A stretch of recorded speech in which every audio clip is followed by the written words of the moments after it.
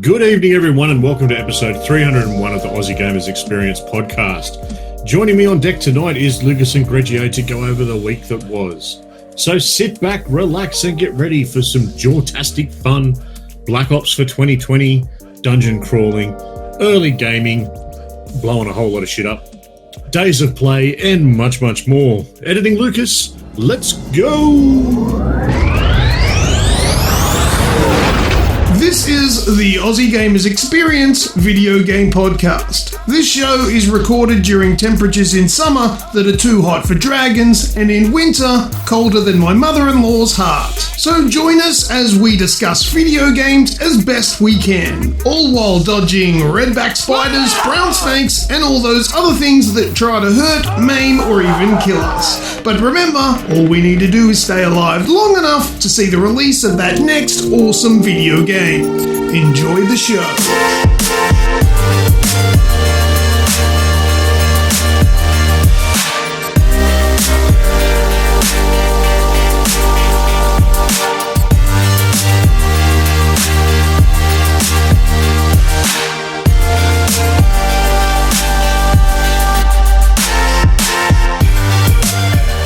Thank you for tuning in to episode 301 this week.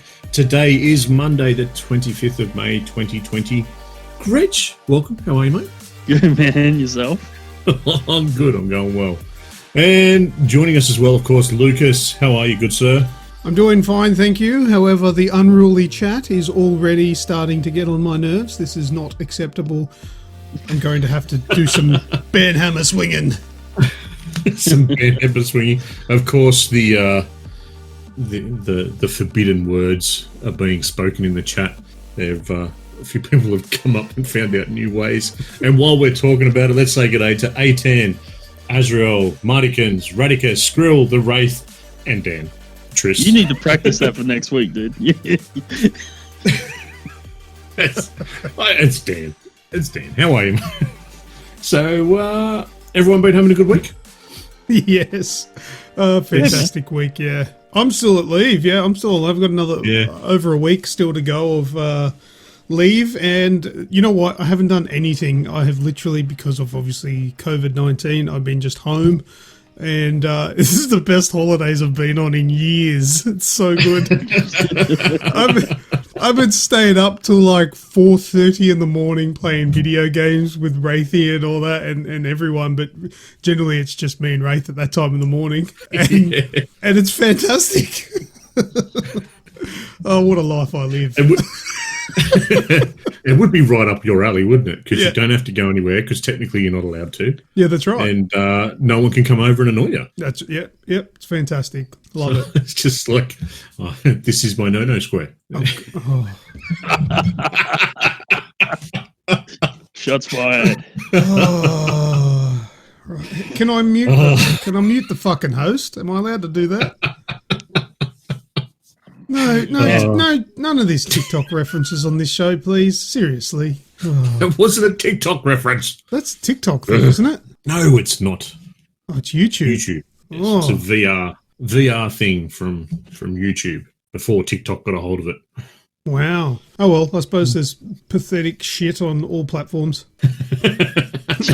Even podcasts. Yeah. even we've just covered them all off. It's all good. Yeah. Good stuff. All right, let's just jump straight into it. This week in gaming, going all the way back to 2009. I keep saying all the way back. It was only 10 years ago. Infamous come out. Oh, yes. The original Infamous with Cole McGrath. Cole McGrath, was it? Yes. Cole McGrath. Yep. Yeah, that's right. Published by Sony Computer Entertainment and developed by Sucker Punch Productions, who are releasing Ghost of Tsushima in a few weeks. Yeah, that game was awesome. I had a really good time playing that game. Yeah, I had loads of fun. It was on the PS3, and I loved it's probably one of the first games that I actually played through more than once. Like the story side of it being that you could play as either the good or the bad versions. So. Yeah, I didn't go back and play them a second time. I just loaded a save just before the end, because I think there's a part where it says, if you go any further than this, then you won't be able to go back and do side missions or whatever. So I kept a save. Yes. And I went back and then just run amok and became infamous instead of a hero, and played it out that way rather than playing the whole game again. But yeah, that was an amazing game. I remember the first time I played that, I think it was a demo. I think they released a little bit of a demo for that game, and I was thrown back by how amazing it was. Like the ability to scale buildings, like you could climb the side of buildings, you could hover using the electricity sort of power coming out of your hands and your feet, and you could then grind across the power cables. All of those abilities. Oh, it was all sensational, and leveling up actually gave you so many new abilities. It was ridiculous. Like you could have the electricity bombs. You could shoot the javelin style bolts at enemies, and yeah, there was just heaps of different abilities in it. I don't think the latest one, Second Son, I don't think that really captured what the original the first two did. Second Son was good, but I just don't think it was as amazing as the first one. Missed. Yeah, it kind of missed what the first two had. I think it might have just been some of that grittiness about it as well. Yeah, and I just don't feel like it was as full as the original two. Like it felt very empty. But I think it was an early current gen game, so it probably wasn't utilized as well as it could have. But anyway, yeah, awesome game. Good one to bring up. Different skill trees depending on whether you chose to be a good guy or a bad guy. Yeah, and you had different abilities, yeah. Your abilities change depending on whether you're which side of the moral compass you decided to run with. Yeah. And, the only disappointing part for me is like Cole McGrath is like the greatest country western singer that never existed.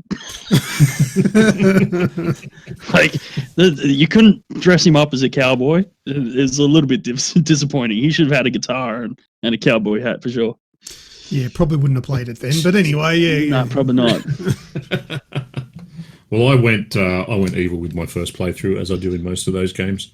So it was quite a bit of fun just blowing shit up. As always the way. Evil was actually, and it was the same in the latest one. Evil is actually really easy because when you're playing as good, when you're in a fight, like doing a story mission or a fight or whatever, if you accidentally hit innocent people, well, that hurts your progression as good. But when you're evil, when you're going through an evil playthrough, that only makes you stronger, killing the innocent people.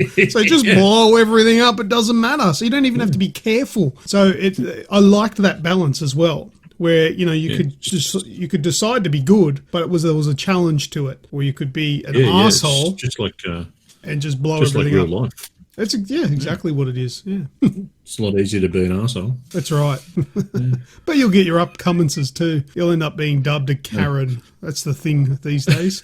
I think that's the thing. Yeah, the Karen of infamous. I actually had a Karen moment the other day when some idiot in the car was, I don't know what they were going on about. They were like through the window and they were carrying on. And I went, yeah, settle down, Karen. Oh my God. Just someone opened the gates of hell on that one. I thought she was going to get out and start throwing shit at me. Yeah, I actually feel sorry for genuinely people that are actually named Karen, because it's gone to hell. Yeah, it's gone to hell. Oh dear. A10 doesn't know what a Karen moment is. Dude, look it up. It's all over the internet. And Trish knows a Karen and it fits. All right, let's get into the games that we've been playing this week, shall we? Yeah. All right, we're going to kick it off with Maneater. He's the Maneater. Don't do that. You did that the other night. You did that the other night, and it's been stuck in my freaking head ever since. It's the only Maneater song I know. That's what comes to mind when I hear the name Maneater. So, Maneater has released on PS4, Xbox One, and PC. I think it's an exclusive through Epic Store. Yeah. I believe. Yeah. Well, Luke, you know what? I picked Maneater as Game of Show a couple of years back. You did. I remember. Yeah, I do remember you saying that. Yes, so that's sort of how long I've been following it and just watching it evolve into where it's at now.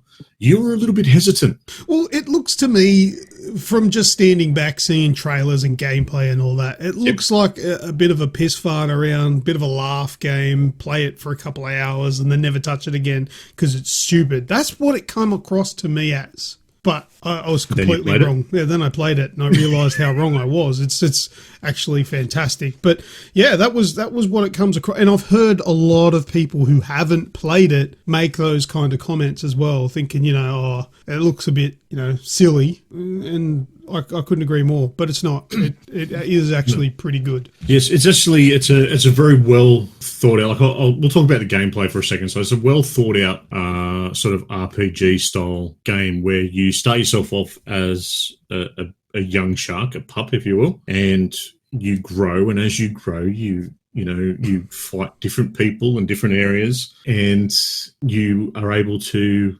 evolve and get different abilities and, armor plates, looks, different organs to help you, whether it's, working out sonar or amphibious where you work, jump up on land, become a land shark. Oh, those infamous land sharks. I'm sorry, I had an image pop into my head of the first time that I did it, everyone screaming and running away.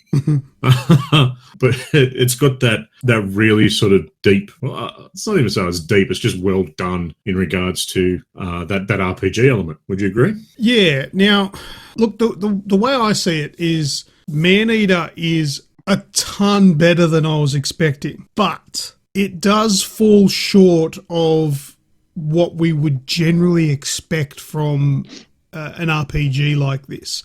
So what the way this game plays is think of a game like I don't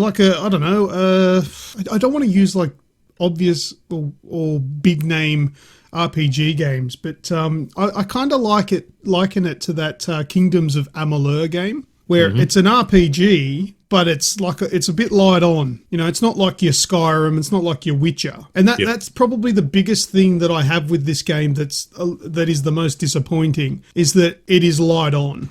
Okay, what it does fantastic, but there's not a lot of it. So to progress through the game, you need to level up. You've got to get XP, etc., etc. But the things that you need to do to level up are very repetitive. So you'll be swimming around. You'll get a task of kill or eat 10 humans, or you'll have a thing eat 10 barracuda or some other fish, whatever, that you got to go after. And it's rinse and repeat. And then to the point where, okay, I think I'm leveled up enough now to take on the next mini boss. So then you just run amok and kill humans, and then your notoriety will go up. What's it called? It's not notoriety. Do you remember what it's called? Your threat level, I think, or I think it's the threat level. It's just threat level, something like that. Yeah. Once you level up your threat level another level, so it'll go up 1, 2, 3. Then the next mini boss will come out hunting you, and then you take him out, and then you've got to go through all of them to eventually get to the end game. But that's really it. So it's basically just wander around these sections. So it's an open world that's divided into these sort of little areas, and it's just run amok, do these repetitive side missions until you're strong enough, then increase your threat level by killing humans and take out the mini boss. Rinse and repeat, and then you'll go from a baby shark to teen to adult to elder. It's just very light on. What is there is good, but this is a perfect setup for Maneater 2, I think. I think the second game, I hope this game does really well, because a sequel in this game will blow people away, because everything else is great. The controls, the graphics, it is a pretty bloody good game. I actually really liked, and one thing I wanted to bring up about the graphics, that I was actually watching back some of my gameplay from the first night we played, and the way that they've done water. So the water sort of has a bit of a thickness to it. It's not like you just suspend it in nothing, like some other games have been in the past. You go underwater and there's not a lot there. Oh, okay. So the water's filthy. There's there's bubbles in it, there's shit floating in it. You've obviously got a lot of different fish varieties to eat, or gators or turtles. And it's a sort of good basis. Radicus has just put in the chat, doesn't look like a AAA title. It's not a AAA title. See, I disagree with that. This is the most AAA looking indie game that I've ever seen. It's up there. But it's not, a big developer, big budget thing. It's it's an indie game that looks fantastic, and I think they've done well with what they've got. I do have one issue. What's that? One big issue. Went to play it the other day, late yesterday, and my save file has corrupted. Oh shit! That's see you later. Start again. So that was Shark was level 9, I think, 9 or 10. Yeah. In the second area. So I was just going around doing all the side missions and looking for collectibles, because that's what I do in these sorts of games. And we'd put a few hours. I probably put 5, maybe 6 hours into it. Maybe a couple more, I'm not sure. But apparently that's been a really big issue with a lot of people on consoles, is that the save files have just been corrupting. That's a heartbreaking issue with a game. Once you've put hours into it, it's really painful to go back to the start. But that kind of segues across to me having my biggest issue is I'm actually contemplating starting again. Now, in my playthrough, I'm already an adult. I'm level, I don't know, let's say 12 for argument's sake. And I'm thinking about starting it again on PC because it runs like garbage on a PlayStation 4 Pro. I've had the shits constantly with frame drops on the thing. And I'm not talking frame drops to the point where I'm being nitpicky. Like, this shit's dropping down to like 12 frames and it's terrible. And this is a PS4 Pro. So either the game's not optimized properly to run on console, or no, that's just it. There's no other. There's no or. There's no or. That's it. It's not optimized to run, because there's no reason why that game shouldn't be able to run when you've got games that are more vibrant and more things going on running. And I wouldn't even be having this conversation right now if it was locked at 30 and it stuck at 30, because I don't like 30 frames. I prefer 60. But if it was at least stable on 30 frames, okay, that's not an issue. That's a standard, right? But that's not what I'm getting on the PS4 Pro. I don't have it on the Xbox One X, so I don't know how it goes on that. But I'm contemplating, because I love the game, but I shudder to have to play it on the PlayStation. I might just start again and get a PC copy. Well, that's when mine crashed, and I didn't restart it because I'm contemplating as well getting it on a PC. Oh, okay. Just to see the difference, because the funny thing about it is that it's not like we've played days worth of Call of Duty, and I know how my PS. I'm there. I'm playing it on a Pro, and I know how the Pro acts when I'm playing Call of Duty, which is a graphically intense game, lots of movement, lots of shit happening, and yes, the jet engines spool up. But on Maneater, they do the same thing. Yeah. Which, it just seems to be working a lot harder for, we're not getting the same sort of performance. So there's definitely an optimization issue there. And the issue that I brought up the other day when we were chatting is, why the hell aren't these current generation games coming out with options to have like your PS4 Pro enhancement? So I want 4K 30 or I want 1080 60. Where is that option? Some games have it, some games don't. Why are they not taking the time to do those two separate little settings? Because the options are there on PC. Why can't we have those at least two preset settings for console, for people that want a smooth experience or people that want the most flashy, beautiful colors? Why are they not doing this? Even brand new games, AAA games, some of them aren't offering this. And it's frustrating. Why do I have this bloody Pro? Why do I have the fancy console? Because I want it to run better. Why can't we have the option? Exactly. Yeah, why can't we have that option? Stupid. Because it runs at 4K. It's playing Maneater on console in 4K. But it is clearly, in its current state, not capable of running in 4K. So no, that annoys me. No, I'd like to wind it back just to 1080. Hey, I'd be happy with 1080 30. Just the two settings. I want performance, or I want visuals or whatever they normally call it. That's it. That's all they need on console. Anything more and you're probably going overboard, just get a PC. But on these enhanced consoles, they should have that option. Yeah, exactly. All right, so I will jump back into it, whether I do it on the PS4 or the PC. We'll see where I end up going with that one. But I'm loving it. So like deep down, I'm really enjoying it. Deep down in the blue ocean. Deep down blue in the sea. There you go. All right. So, yeah, like I said, that's available everywhere now. So check it out and make sure you keep an eye locked onto the Facebook page and the Discord channel for when I go live, because next time I'm playing it, I'll be playing it live as well. Come and say goodbye. G'day. Greg, you've had a crack at moving out. I did. I'll keep it brief since you guys have spent the last 2 weeks talking about it, but I had a crack at it. I played it. And I agree, it's a fun game. It's probably a lot better with friends, I can imagine. Mm-hmm. But even like you said, even by yourself, it holds up as a good time waster of a game. It's obviously a lot more challenging when you're playing by yourself. But yeah, no, I had to play. I thought it was good fun. I thought that you would have turned it off when you realised that you can't actually drive the delivery truck. No, you can drive the delivery truck. What are you talking about? You're not controlling it. That's a cutscene. No. Oh, it's in the mini map. Yes. In the mini map. Oh, not the mini map. What do you call it? The overworld. I was going to say, I literally drove it through the park and kicked the soccer ball and smashed into every living thing that there is to smash into. Yeah. Oh, yeah, I forgot about that. That's right. I probably spent more time driving than actually moving out.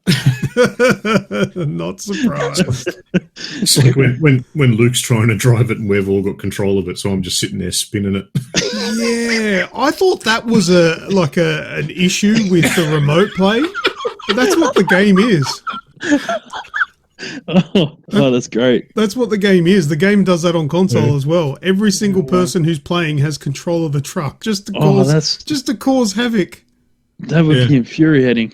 Oh, it is. Yeah, the first time Luke's like, "What's going on here?" I had to mute myself because I was chuckling. Because I'm just sitting there with the left stick just spinning it, watching the truck spin down the road. Oh, that's amazing. Yeah. Yeah, cool. But yeah, no, I enjoyed it. It was good. If you go Game Pass, give it a go. Awesome. Lucas, Minecraft Dungeons. Yes. We've been lucky enough to get a bit of an early play with this. Yeah. So Minecraft Dungeons comes out tomorrow in real-time speak talking right now. It'll be out by the time you hear this, but it's available on PS4, PC, and Xbox One. However, there's like all the reviews are out already, and man, reviewers are smashing it. Have you seen them? Yep. Well, I did my review. Not really a view. It was more like just a quick look at the game, sort of talking about what it is and what to expect. I did that before looking at any of the other reviews that were out there. And although I don't disagree with what they dislike about the game, they're not wrong. Okay, so the thing with Minecraft Dungeons is it's a dungeon brawler, so kind of Diablo-esque, but once again, super light on, super simplified. Now, Minecraft is not just a kids game, but kids I would say are a pretty main focus of it. They're the core audience because kids get a kick out of the creative sort of direction of Minecraft. And Minecraft Dungeons it keeps it sort of simplified as well. For me, a lot of Diablo 3 sort of gets lost on me because it's so detailed, so in-depth, like you can count the numbers of damage that you're going to output and the likelihood and the chances and you can all that sort of stuff. Minecraft Dungeons is a lot simpler, all right? So it's got 10 levels, which are quite short. You can punch them out in 4 hours. There's not a lot of game there. There are more coming, but you will have to pay for them. So it's going to be DLC. What was that? I said, what? What? I didn't know that bit. What? You've got a really short game and then I suppose it's only $30.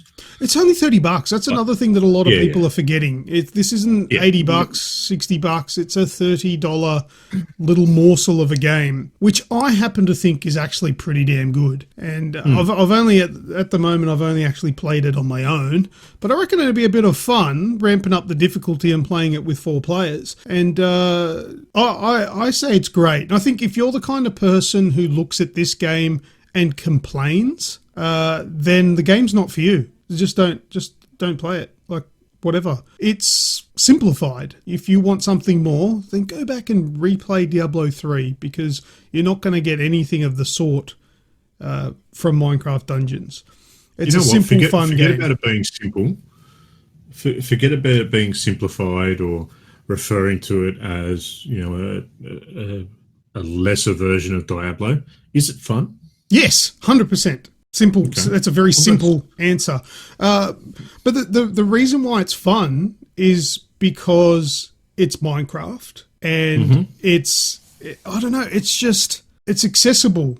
I understand how it works because it takes all of those cool aspects from your hardcore games like this, like Diablo, and brings all the cool stuff in just on a different scale. So in saying that, it's still quite in depth though. It's not just, I'm probably saying it's oversimplified, but I don't think it is. You get weapon drops, albeit there aren't that many loot drops in the game. There's not a lot of loot that you can find, which is probably a little bit underwhelming. Stuff that you do get, you can enchant them with enchantment points that you'll unlock by leveling up, which will add stats to your gear, So you'll have, a sword or some sort of melee weapon. You'll have a ranged weapon, whether it be a bow or a crossbow.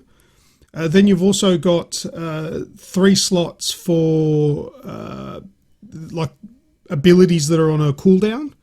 So you can either have an ability that'll make you run faster, or you'll have one that'll give you health, or you'll give one that will collect the souls of the dead enemies and focus it into a beam to cause more damage, or once again to heal yourself or heal people around you. So you can make your character into a healer, you can make it into a tank, you can make it into a mage, or there's all these. You don't actually pick a class, but using gear that you have, you can essentially set up your character to be a particular class that you want to play. It's pretty damn good. I really like it. I can't wait for the game to bloody release so I can play it with all of yous. Yeah, no, my 5-year-old is on a countdown. But that's for the last 3 weeks. It's been, Mummy, Daddy, when's Dungeons coming out? Well, and we told him, and he's started counting down. I could play this game with you guys, and have fun. But then you'll also be able to play it with your kids and still have fun, because it's not stupidly hard that the kids never going to understand it. Kids will understand this, and adults will get a kick out of it too. Yep. And to be honest, that's probably was my biggest concern coming up to it, was the fact that how do I temper my 5-year-old's expectations of this game, because it could well and truly go over his head. But by the sounds of it, it's not going to be. It's going to be one of those things where I can say, hey, all right, you do your thing, you play the game, and I'm your support class. I'll pick up the slack kind of thing. And I think... All right. Wraithie's put in the chat too, less than 3 hours to play it. No, mate. 6 o'clock tomorrow night. Well, it's not coming out at midnight? So I've just jumped on the Xbox app on the PC to have a look at it. And you can pre-install it. But, 26th of May at 6 p.m. it's coming up as. Wow, that sucks. But what was I going to say? I've lost my train of thought now with that. I'm upset by that. I thought it was midnight tonight that it was going live. All right. Okay, cool. You might as well keep going, Luke. Goblin Sword on the Switch. Yep. This is Wraithie's favourite pastime, is Goblin Sword. Yep.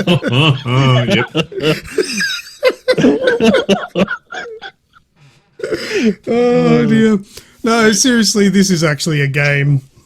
But every time I mention that name, it makes me laugh. Goblin Sword. So I bought this game called Goblin Sword on the Nintendo Switch. Yeah, how old are we all? Yeah, all right. Sorry. It was. I can't. I'm going to Google this. If some noise comes up in the background, I'm sorry. Oh dear. Chat. All right. Yep. Anyway, it was like a couple of bucks on the Nintendo Switch. There are some amazing games for cheap at the moment on the Nintendo Switch, and it's basically a side-scrolling platformer RPG. So it's a pixelated game, old school looking thing, and it is actually really cool for a game that cost a couple of dollars. It's got plenty of levels. I haven't finished it yet. I've been smashing through it, but haven't finished it. It's got like hidden chests so you can get loot out of. You pick up coins when you go out into the overworld. You can go to the merchant. You can upgrade just your weapons, your armor. You can get amulets to give you different abilities, and it's a full-blown side-scrolling RPG. It's pretty bloody good. I don't really have too much more to say about it because I've only done like the sort of the first world. But if you've got a Nintendo Switch, check out Goblin Sword. If not for the giggle at the name, for the bloody cool gameplay, for a couple of bucks.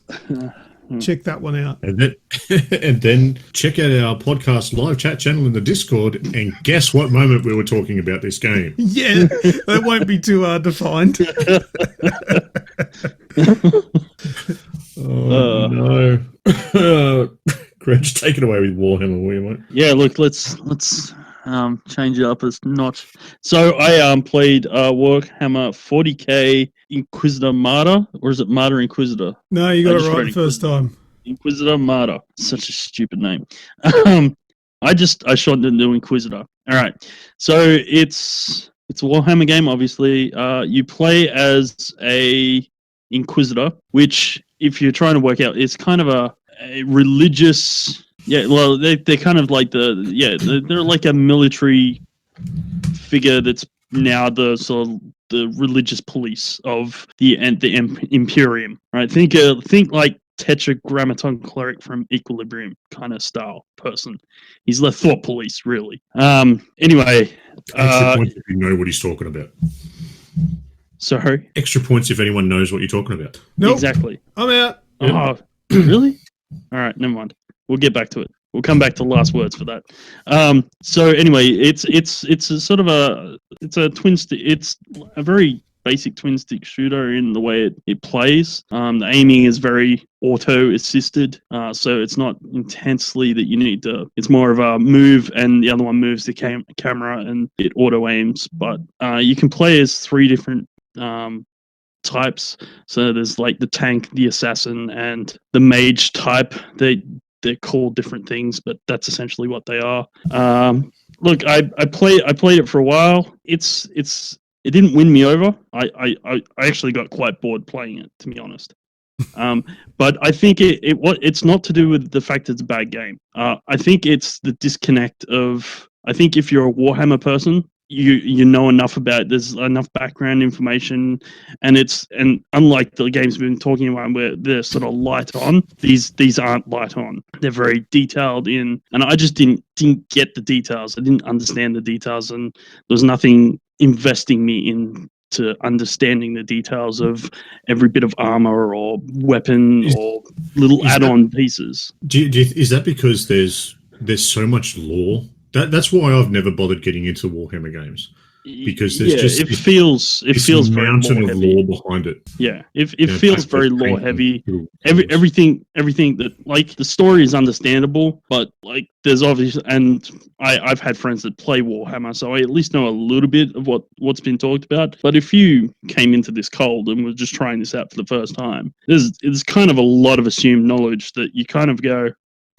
Yeah, okay. You're just a bunch of crazy people, or not. Like, these terms, some of these terms don't necessarily make sense. But it's very lore heavy, and the lore is very steeped in your equipment and your loadout, and understanding the ins and outs of it is quite technical, and it just disconnected me from the game. And Rem played it too, and she's played it with some friends.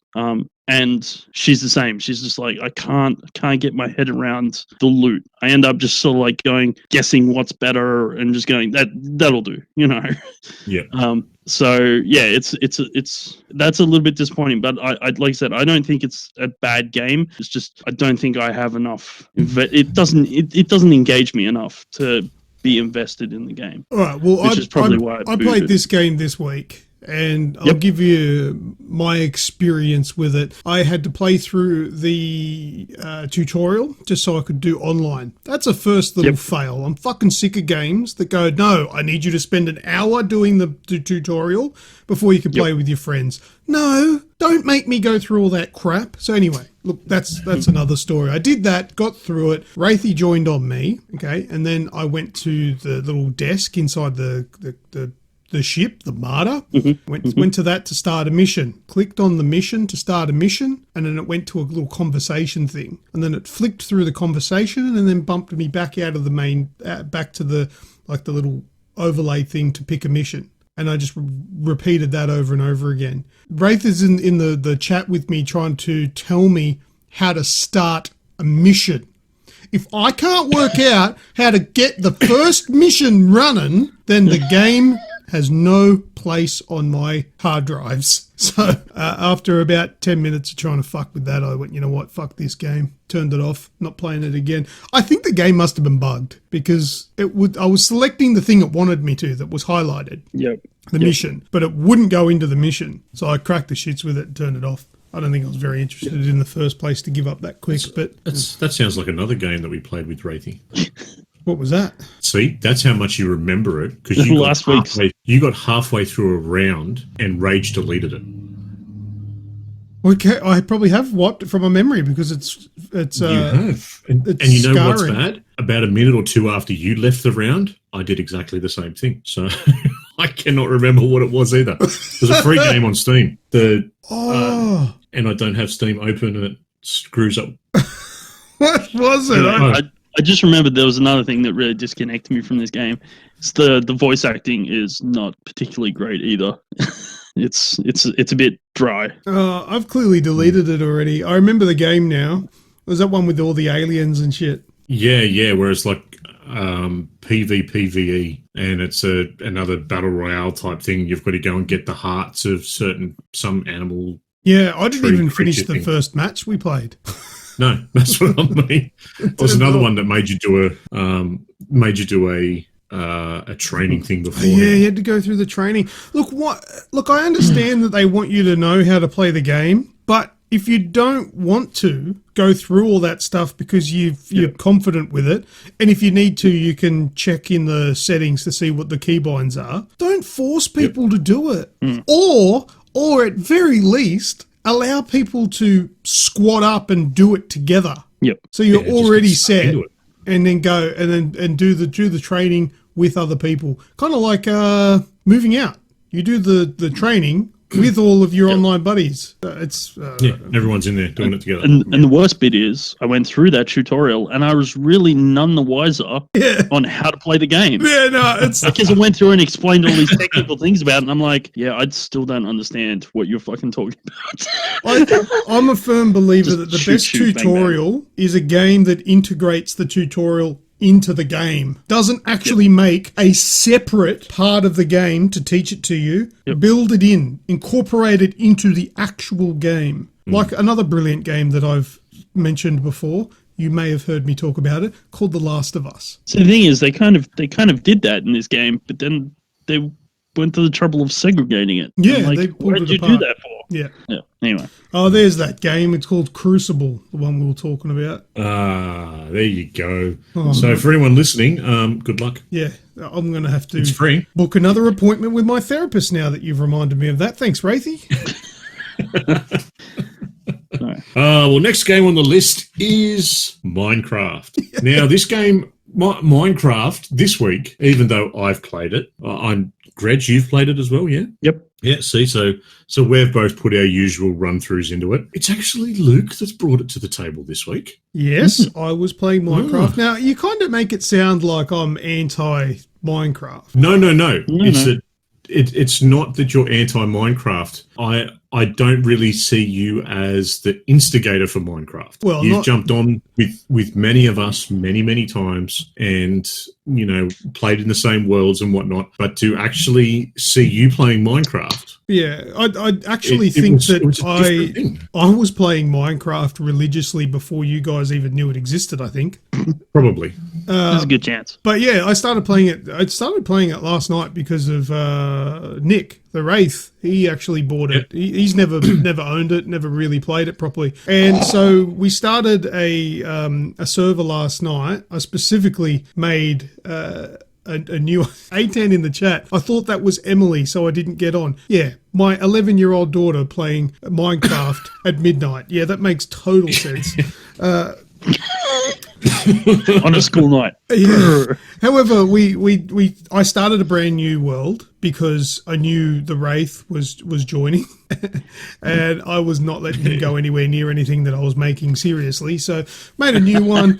The Wraith joined. We had Az join. We had Caboose, and then eventually Snoogs stuck his nose in because he was curious as to why the fuck I was playing Minecraft at the moment. So why was everyone playing Minecraft on a Sunday night and I didn't get an invite earlier? Yeah, I was playing Minecraft. Oh, yeah, we didn't know that. But anyway, we started mucking around in there. We're like, what are we going to do? And I had the idea of, hey, let's try and crash the PC. Let's crash our consoles and computers. I was playing on my PC, so I just started spam spawning mobs and was just trying to get as many mobs as we could to try and, I don't know, crash it or whatever. And then I think Caboose had the idea of, well, let's make a giant ball of TNT. Okay, let's do that. So we spent probably, 45 minutes, the best part of an hour, building the sun, says Azrael. Yeah, mate, we spent nearly 2 hours doing it. Oh, was it that long? I'm just going to put it out there. I jumped before you get into that. I jumped on at 10 o'clock just to see what you were doing because I was headed to bed. So I've jumped on and it's like everyone's like, "Oh yeah, we're trying to crash the server." Okay, now it's after midnight. And I'm still here. Right. Well, anyway, while all of us were building this giant ball of TNT, there's Wraith in the corner building a penis out of TNT. So I just want to say, I played this on the weekend. My boys played this on the weekend. On Saturday, I set them up. Now, I left them alone for 10 minutes, and my oldest comes back to me and says, "Daddy, my man is moving really slowly." Now, I thought, you just crouched or something. So I went in, and I'm telling you right now, my boys, in a span of 10 minutes, had almost crashed it because my youngest decided that he would spawn slimes. Now, that's fine, except my oldest got the shits and tried to kill them. And by doing so, made more and more and more to the point where the game could barely run. Like, it was like on the verge of crashing. And he's like, "You fix it." And I'm like, I don't even know what to do. Like, I can't kill them without making more. In the end, I came up with this brilliant idea. I don't know how I managed to pull it off. It was that laggy, but I somehow managed to select some lava because they were in creative, and I just started spamming lava everywhere, hoping that the lava would kill all the slimes. It worked eventually, but yeah, no, you just need a 3-year-old and a 5-year-old. They will crash your server in no time flat. Well, anyway, so we spent a long time, 2 hours apparently, making this big ball of TNT, and the penis that the Wraith so kindly made, which was oddly really long and skinny. So I don't know what he used as a model for that one. That eventually became the wick. So it was the dick wick, I guess. That's what it was. It was the dick wick. Yeah, the dick wick. So I have recorded the entire process. I will eventually put a video together and probably do a little bit of time lapse because it did go over a while. And so I was running the game in 4K, running it at 60 frames. For most of it, it did chug towards the end there. It's all recorded. Anyway, ready to go. They light the wick. It burns down. Massive explosion. Computer starts chugging, and then I'll leave the rest to you can actually see the devastation in the video that I put together. But it was pretty fun. And it was just something that killed the time because we had nothing really to do. Radicus is in the chat saying, do you guys realise how you sound? Not as gay as a Pommy accent. That's how we sound. I got in trouble for Minecraft last night. Why? Because when everything exploded and I burst out laughing like we all did, I woke up half the house. Oopsies. Oops. Wrong half too. So it was, my wife yelling out, "Can you shut up? I'm trying to sleep." Oops, sorry. It was worth it. Yeah, it was fun. It was lots of fun. Yeah, shit up in Minecraft. Good stuff. All right, mate, keep it going with, you've got the last two. Streets of Rage 4. Right, Streets of Rage 4 was something I had a pretty rough start with the first time I played it because it was really annoying on PC because you can't turn off the in-game chat. So if you're playing a multiplayer with somebody and you're in a party with other people, you'll hear yourself like echoes and stuff. It was a disaster. There was disconnections. Rubbish. Didn't work. Anyway, Wraith and I, once again, staying up to like 3 o'clock in the morning. I think we started a live stream at 2 a.m. and we played through the entire game in about 2.5 hours. And we finished it. We finished Streets of Rage 4. And you know what? That's not a bad game. It's still very Streets of Rage. It doesn't really have a lot to it. It's pretty repetitive. But you work your way up, go through the levels, get different enemies, get to the bosses that make you rage. But you know what they've done to make this game survivable is that you start off with 2 lives. If you die, if you're playing 2-player, if you die, you can choose to respawn with 5 lives and less health, or more health and less lives. So we just took the 5 lives every time. So we're playing with 5 lives. So there was a point towards the end there where we had no chance in hell to make through with 2 lives. So just at the start of the level, we just kill ourselves and then get the 5 lives. And good old cheeses. And we managed to cheese our way all the way through to the end of Streets of Rage 4. So a couple of hours to finish it, and it's on Game Pass. So I recommend giving it a go. For those that like those old school games. But you know what? I would love a Teenage Mutant Ninja Turtles version of this game. I don't even care if it was exactly the same game, but you look like a Teenage Mutant Ninja Turtle. That's what I want. Can we bring back a brand new version of Teenage Mutant Ninja Turtles like this, please? Anyone listening? Anyone except for Bethesda, please. See, if Otherwise it'd be $99. If Bethesda had released Streets of Rage 4, you'd already have a Teenage Mutant Ninja Turtles because someone would have modded it. Yeah, that's and fair. they would have charged you $60 for the download. Probably. Oh dear. Yeah, no, that's a cool game. No worries. We're rounding it out. Concept Destruction.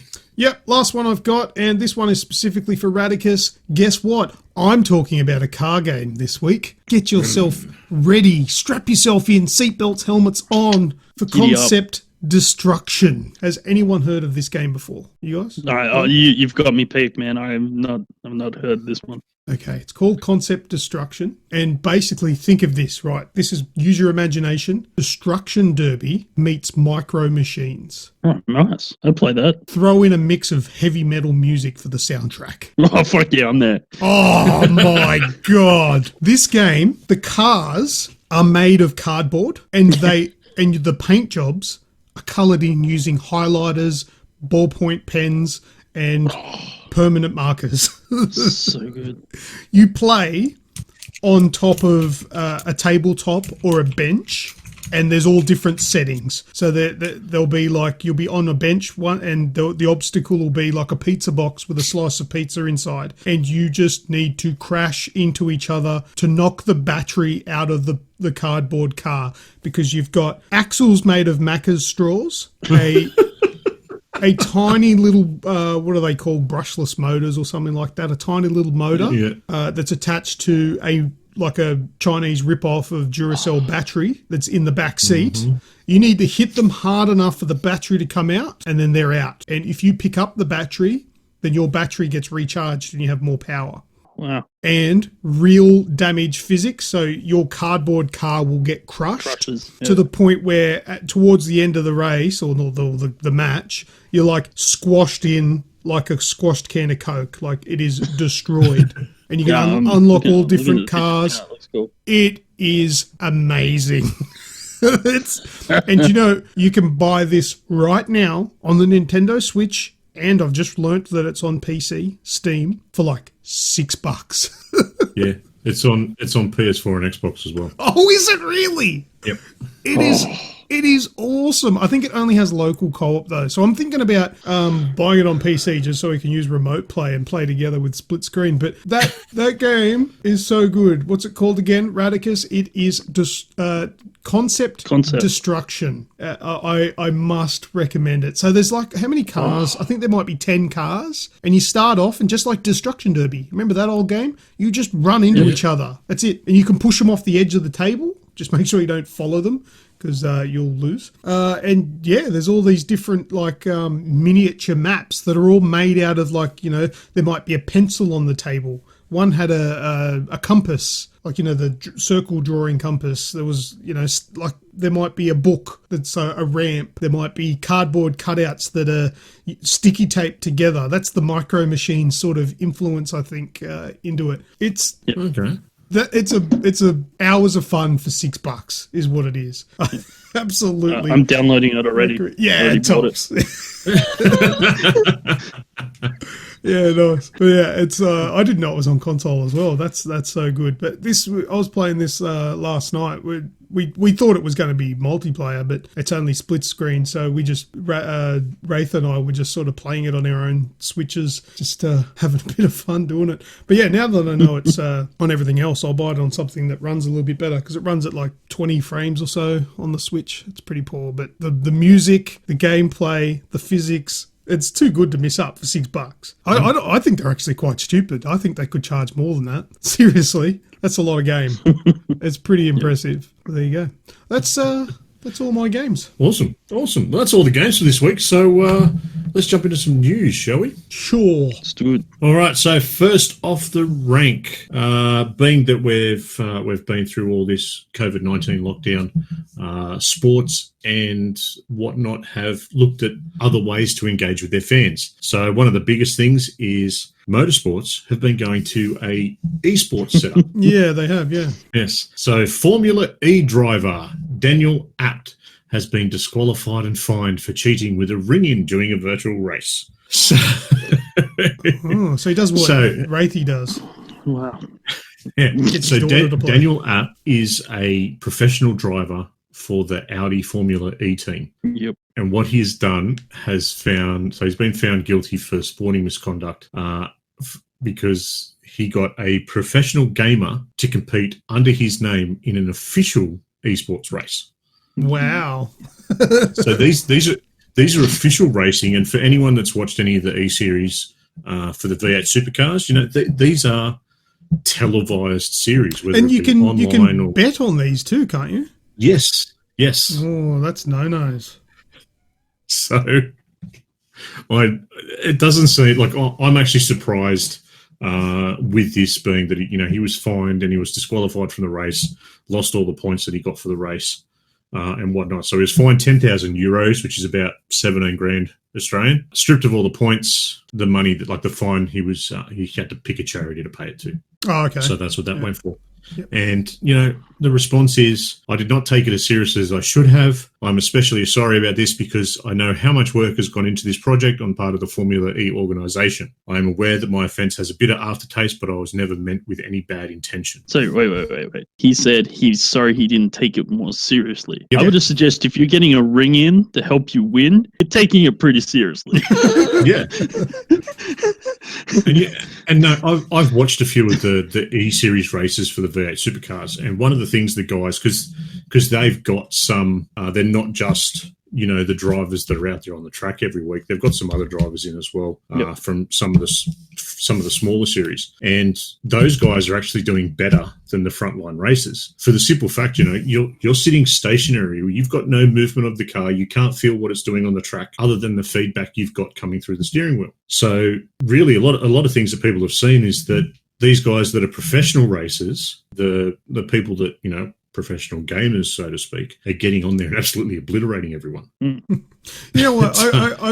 He's gone above and beyond, and this is a calculated thing he's done. I sympathise with him a little bit because I've actually done this before. Although it wasn't esports, I was playing online with some friends, but this has gone back many, many years ago. My nephew Repremier, Jason, he used to come around in the school holidays when he was back at school. He'd come down and stay with me for a couple of weeks, and there was a few occasions where I would, obviously mute my microphone, hand him the controller, and go, "Can you just destroy these people for me?" And I'd be on the chat listening to everyone and talking to them, and he'd have the controller absolutely decimating them, because no matter how good I get at a game, I'm not going to be Repremier good. He's like Rain Man with that sort of stuff. So he just destroyed them, and they're like, "Fuck, man, how did you fucking do that? This is the mate, blah, blah." I'm like, "Yeah, mate, get good." Whatever. So I've done that before. However, I was it wasn't for prize money. It was just for lols. So don't do that, people. And yes, Martican, some of the V8 drivers have been playing iRacing for years. He used to race against Shane Van Gisbergen on iRacing. Look at that, eh? I've looked into iRacing. One of our mates, Roy, has gotten into iRacing quite heavily, but I've already seen how much money he spent on it, and I'm not going to look at it.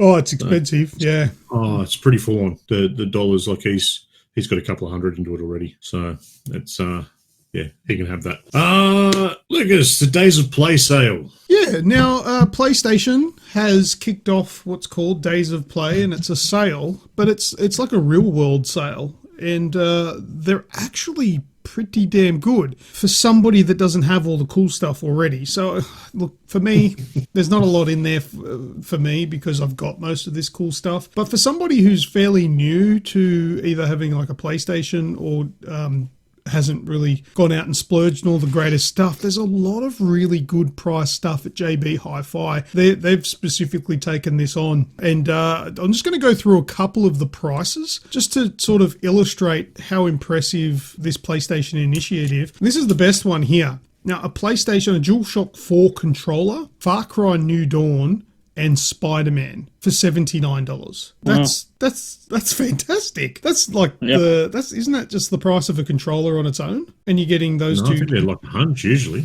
Well, I think the coloured ones, I think they're $99. This is just a standard black controller for $79. But yeah, maybe they are a little bit more, but there. So $79 and 2 games. That's pretty damn impressive. Now. You can then, the next one that was absolutely amazing is the PlayStation VR bundle. There's one there that's like under $200. Fortunately, I don't have that here. This is a different one that comes with PlayStation VR, the camera, PlayStation Worlds, Skyrim VR, Astrobot. Oh, hang on. Yeah, no, that is including all that stuff. Resident Evil 7 and Golf VR for $329. Is that right? Am I looking at that right? Yeah, there was 2 different options.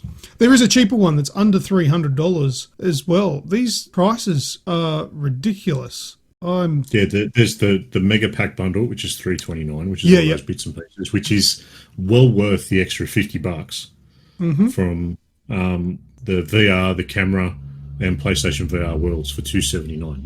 That's a great deal in itself. Yeah, that's it. Yeah. PlayStation VR Worlds, you'll enjoy it for a while, but you'll be looking for more. And Skyrim VR, you can't get enough of that. But then also 12 months of PlayStation Plus for $55.95. That's bloody great as well. And then you've got all these big games like Death Stranding is $34. Dreams is $34. Predator Hunting Grounds is $34. They could charge $2. I wouldn't get it. $24 for Spider-Man. There's $24 for Days Gone. Man, it's just tier games. $19 for God of War. Yeah. There's some good specials on there. $19 for the complete edition of Horizon Zero Dawn. Yeah. Yeah, so absolutely worth checking out. If you got a PlayStation 4 and you want to upgrade your game stash, get into it. There's also digital sales as well. If you want to just get them on the store and download them, they're pretty good as well. Get on and check them out. That goes for a couple of weeks, doesn't it? Yeah, it goes until the 8th, I think the 8th of June. Yeah. Yeah, a couple of weeks. So that'd be good. All right. The next Call of Duty game. So there's been some rumours floating around about the next Call of Duty game coming out being a return to the Black Ops franchise. Mm. What are you thinking? Have you guys seen this rumour? Or I have, yeah. Yeah. So apparently the reveal's coming soon. It's apparently going to be called Black Ops Cold War. Mm-hmm. So set, I dare say, what's Cold War was, 70s, 80s? Oh, mate, I'm no expert on that. I don't know. Yeah, something like that anyway.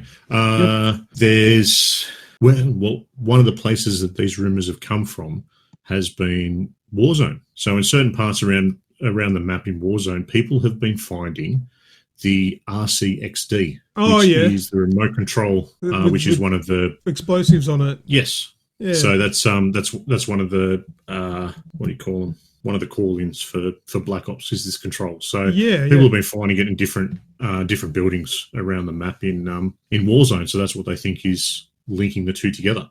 I don't know. So, who knows? I'm not. I think they should take a year off. I don't really like Black Ops all that much. I mean, I know a lot of people regard Black Ops as the best of Call of Duty, but I've never really been overly fond. I don't mind the first Black Ops they made. Beyond that, they got to be exactly weird. Me. Yeah, that's exactly me. The first Black Ops was brilliant. It's definitely the best in the series that I've played. Once past that, they got weird. They got too far out there, and it was just, for years people were screaming and calling for a return to boots on the ground combat, which is where we've ended up now, and this Call of Duty's gone absolutely ballistic. Yeah, but look, I mean, I may get the next Call of Duty, but I can't imagine me investing the time that I've put into Modern Warfare into it, though. No, probably not.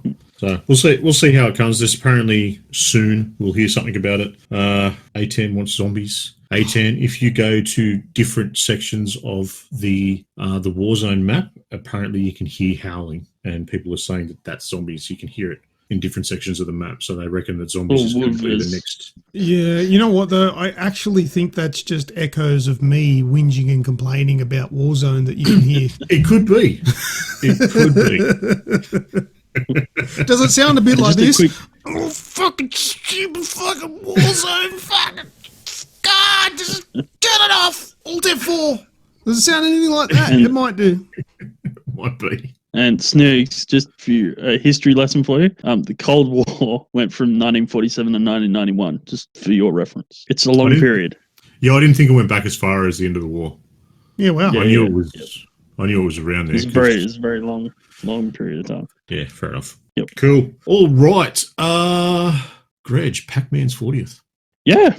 So last Friday, Pac-Man turned 40. So that's all I've got to say about that. Happy birthday, Pac-Man. Look, 40 years on, still doing the same thing. Yeah, still look, buddy, it was a pretty important game in gaming history. I mean, when you look at it, it definitely put Japan on the market for socially as well as in the computer game sphere. I think it was a cool game. It's definitely one that deserves to be celebrated. So, well, I mean, along with like games like Space Invaders, Asteroids, Pac-Man is like, if you think of gaming in its infancy, and Pong, I guess, like that's one of the games. That's one of the originals. That's the OG. So yeah, good on it.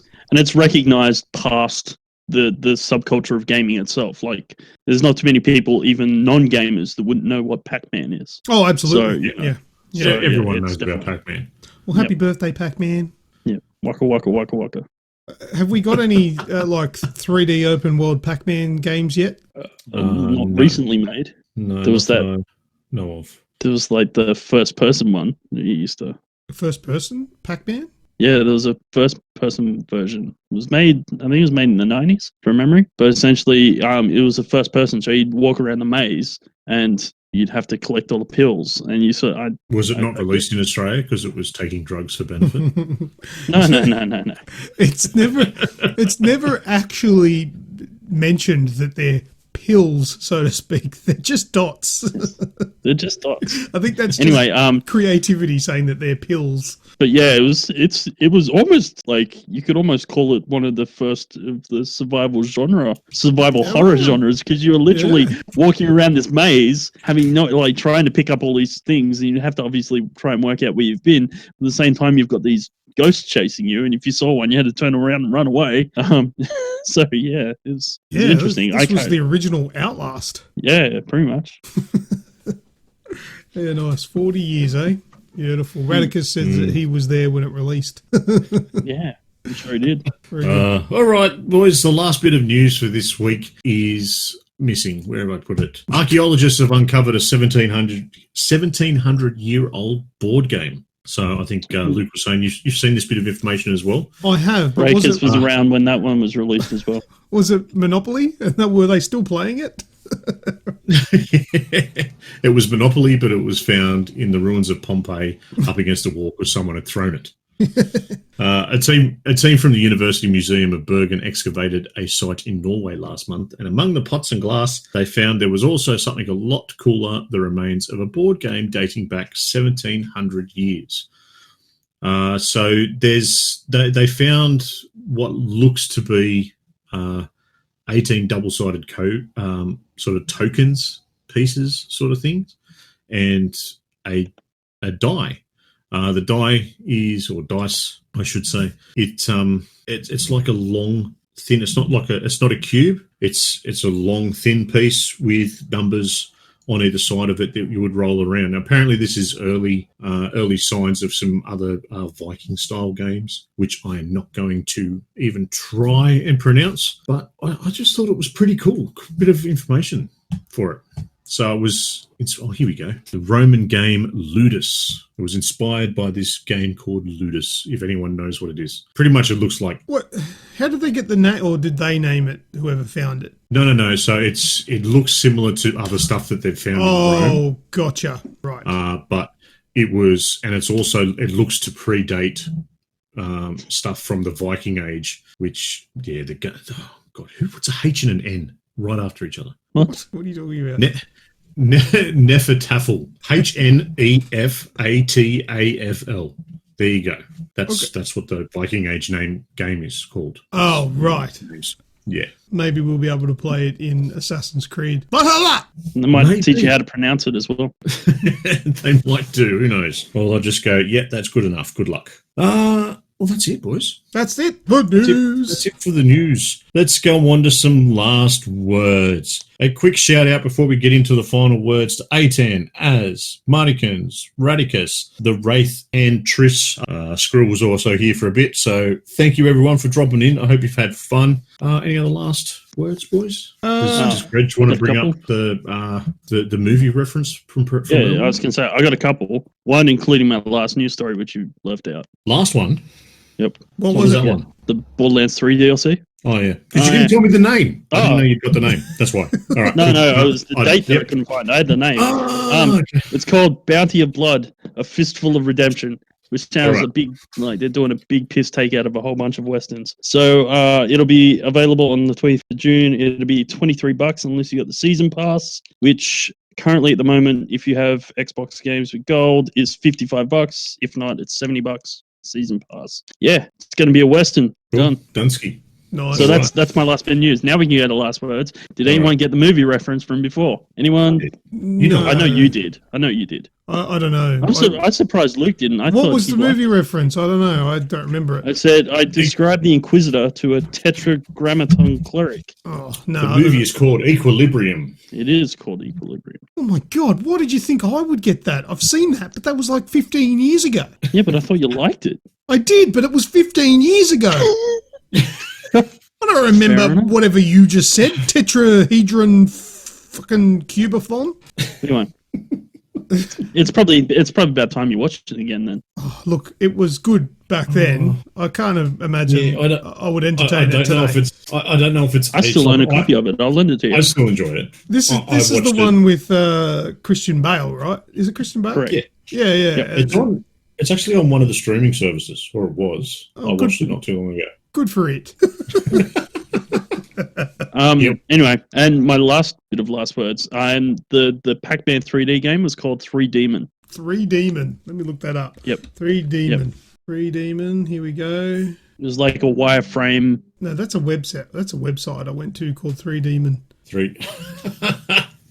Nearly got me right. Okay, now I've gone to a YouTube channel called 3 Demon. All right, can you assist me? Is it the number 3 or is it THREE? 3-Demon. All one word. That didn't answer my question. Sorry? The number 3. Oh, the number 3, sorry. Jesus. I feel like I'm talking to the Wraith. Ah, there we go. Oh, wow. That's terrible. Yes. That is like, well, that's what games were like back then, isn't it? It was just literally just lines. Exactly. That probably would have blown me away, though, back then. At the time, it was cool. Yeah. You got to remember, at the time. Because it's literally just 2D lines, but drawn to make it appear 3D with vanishing points and shit. Yeah. Kind of like, imagine, like, it would have been sort of Doom on rails, kind of, you walking through corridors kind of thing, but it just without rendering. It's just like the framework of a Doom level. Yeah. Well, there you go. Wow. So it wasn't actually Pac-Man, but it was like very heavily based on Pac-Man. Pretty much the same game, but it wasn't a Pac-Man game, so to speak. It says here, this isn't a bad Pac-Man clone in a 3D setting. All right, there you go. Cool. Awesome. Right, any last words from yourself, Luke? Nah, can't be stuffed. Good stuff. Well done from me, except for Aussie Gamers TV and Snooger Vision. Make sure you check them out. If we're on at the same time, you are allowed to come and say hello to me as well, just in case anyone's wondering. Grejio XBL over on Instagram. Make sure you get up and hit those links. And that's it. Let's close out the show, shall we? Sure. Thank you very much to everyone that has listened to the show, and especially those that are still listening this far along. Don't forget to continue any of the topics we've discussed on this show over in our Discord channel. And while you're at it, hit up our website, www.thehxp.com. Links, as always, are in the podcast show notes and description. That's all from me. As always, I have been Snoogs. And I've been Lucas. And I have been Grejio. See us. Bye-bye, dude.